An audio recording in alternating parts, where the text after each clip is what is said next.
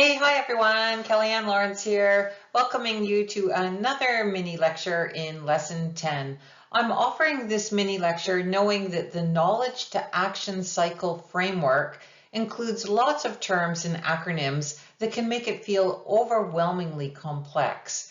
This mini lecture is designed to help make the model less intimidating. Hopefully it will help you understand the article by Strauss and her colleagues, as well as the assigned video about the knowledge to action cycle framework. So here we have a visual representation of the knowledge to action cycle framework. And we'll start our exploration of it by looking at the knowledge creation funnel in the middle of the model, because after all, you can't translate knowledge into action until you actually have the knowledge. Knowledge creation, or the production of knowledge, is composed of three phases. The first phase is primary research, where a researcher conducts a study to generate findings. The second phase is synthesis. In this phase, findings from all the different primary research studies are systematically reviewed and analyzed to identify common patterns. Systematic reviews and meta-analyses that synthesize the results of many different studies reflect the totality of available evidence. They're considered to offer more valid, reliable evidence than results of a single study. The final phase of knowledge creation is the development of evidence-based decision-making tools such as best practice guidelines, aids for patient decisions, or algorithms for interventions. These knowledge tools are based on research evidence. They provide evidence-based directions about how to deliver health interventions and treatments. The video you've been assigned to watch very nicely mentions that knowledge tools are only as good as the evidence they're based on.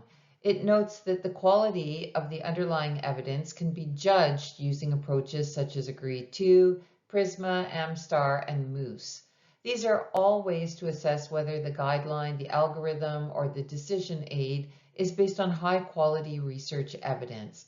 We don't look at these approaches in depth in this lesson, but you should be aware that they exist.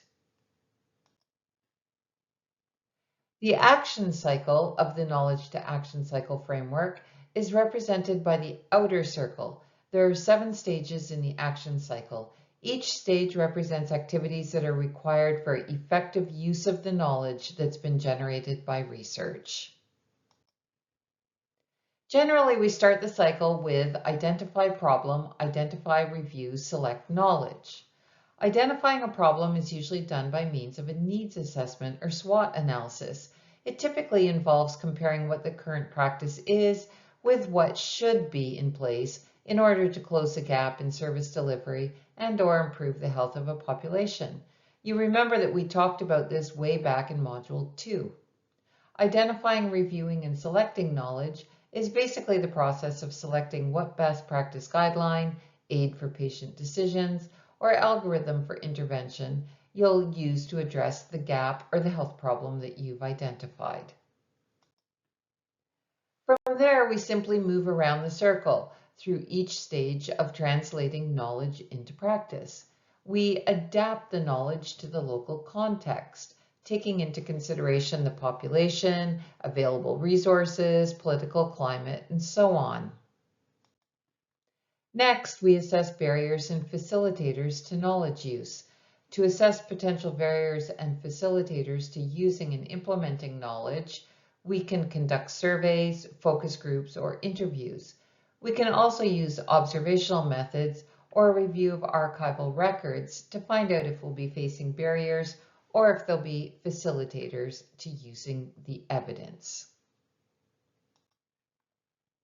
Selecting, tailoring, and implementing interventions refers to planning and implementing an intervention. We covered this extensively in Module 3. Monitoring knowledge use refers to tracking and recording uptake of the knowledge translation tool or intervention.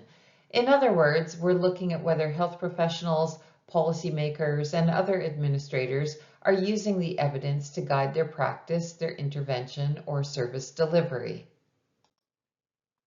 With the evidence-based practice or intervention in place, we move to the stage of evaluating outcomes. Here, we measure whether the intervention is producing the desired outcomes. Are people getting healthier? Is service delivery improving? Are policies more supportive of health? And so on. We talked all about this in Module 4.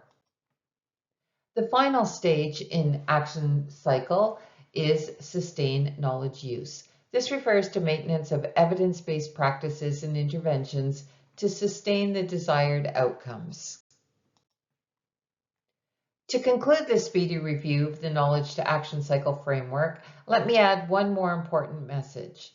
To optimize the effectiveness of the Knowledge to Action framework, it's essential to involve all stakeholders, from the researchers who generate the knowledge to the professionals and decision makers who implement interventions and policies, to the individuals, members of the target audience, who are affected by the interventions, services, and policies.